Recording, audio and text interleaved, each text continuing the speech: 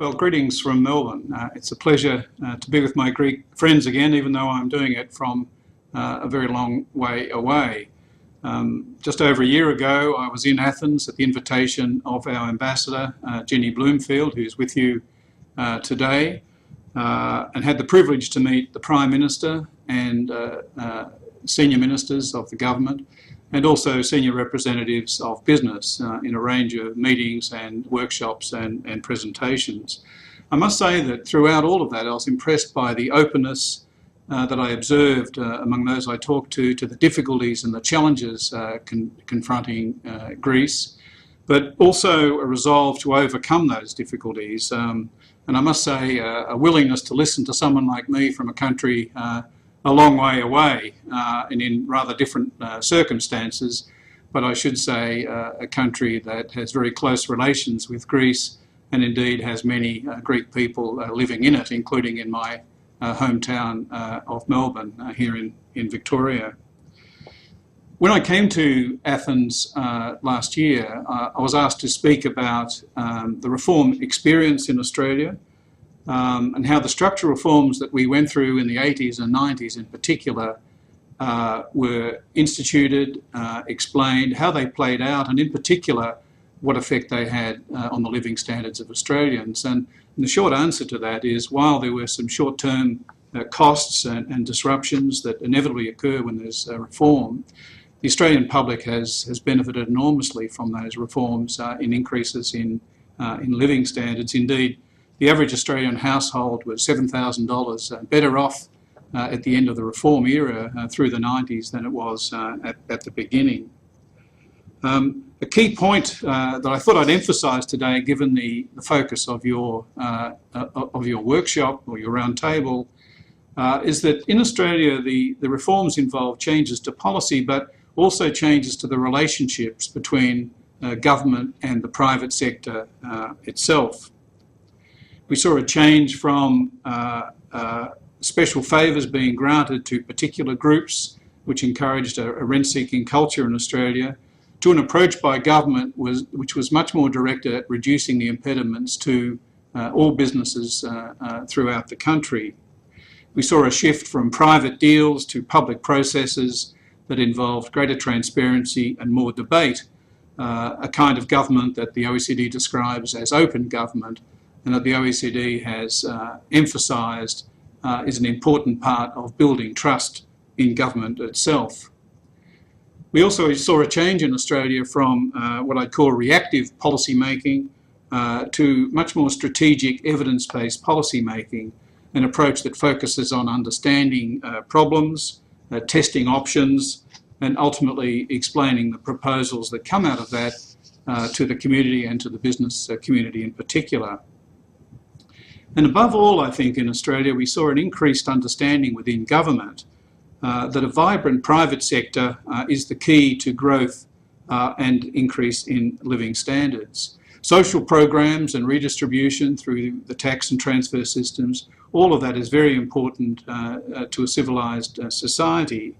But as I said when I was in Athens, and it got picked up I think in some of the press reporting, a government cannot redistribute what its economy does not produce.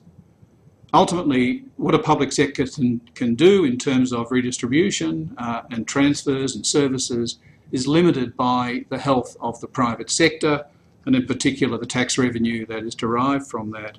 So a crucial insight, I think, from the Australian experience is that efficiency and equity go together. You need an efficient economy if you're to have an equitable society, and to use the fruits of that economic performance. Now, I must admit that in Australia we forget that lesson ourselves sometimes. It's something that requires continuing attention. Well, the key to raising production is to improve productivity, and Paul Krugman, the famous professor from MIT in the United States, has said that productivity isn't everything, but in the long run it's almost everything. Well, what did he mean by that?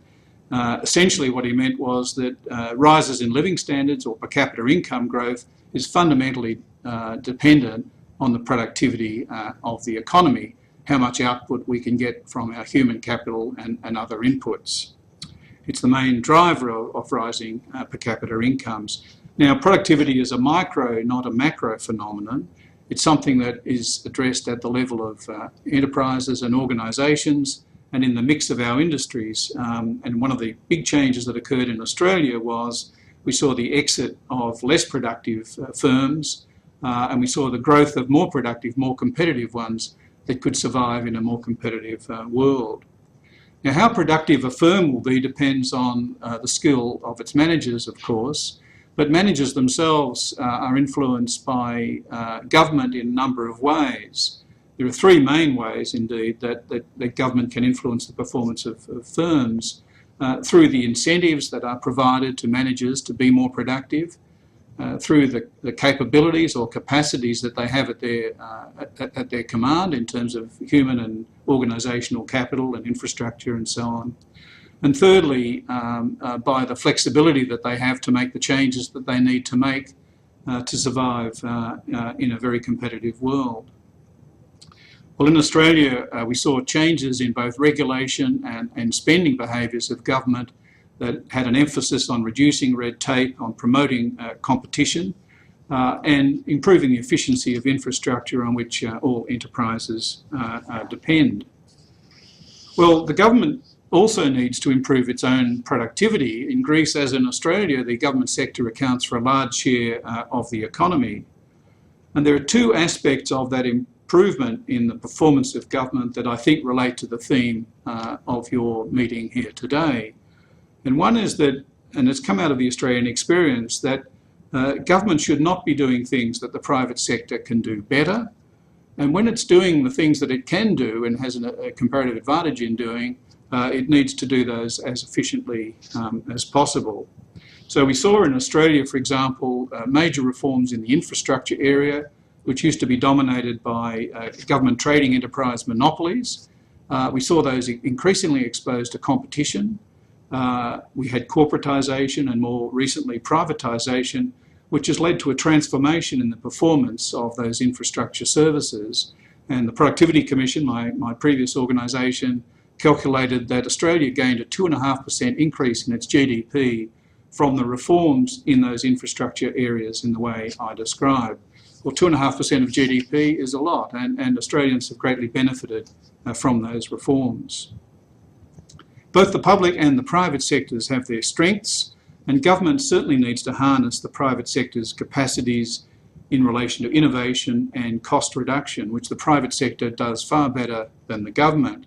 At the same time, the government's role is to regulate and ensure that standards are met, that market power is not abused, and that financial stability can be assured.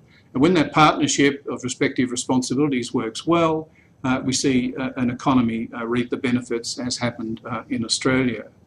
So that doesn't mean that the government vacates the field in any way, but there's a change in the emphasis of what government does from a provider of goods and services to a contractor or regulator or facilitator of those things, harnessing the best of the private sector and the not-for-profit sector.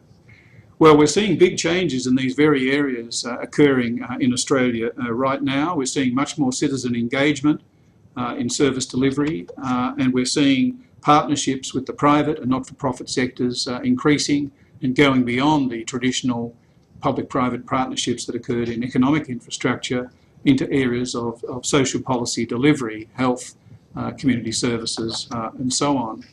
Now, my present organisation, the Australian and New Zealand School of Government, was created as a consortium, by a consortium of governments in Australia and New Zealand and universities to help governments build capability and to spread best practice across governments in Australia and New Zealand. And it was a pleasure in November to welcome two senior officials from the Greek administration to our course, the Executive Fellows Program, which is drawn on the Harvard program and has Harvard professors teaching in it. And I must say your two colleagues were great ambassadors for Greece, and they illustrated, their presence in Australia, I think, illustrated that learning is a two-way street, and that's something that no country can afford to ignore. So I wish you well in your deliberations today. I also wish Greece well in its future reforms. And I think, as I said, that its success over time will depend on how well the private and public sectors can complement each other in delivering higher incomes for people, and indeed building trust between the two sectors, which ultimately the trust of the wider public depends on. So thank you very much. Once again, I wish you a very productive exchange today, and greetings again from Melbourne in Australia.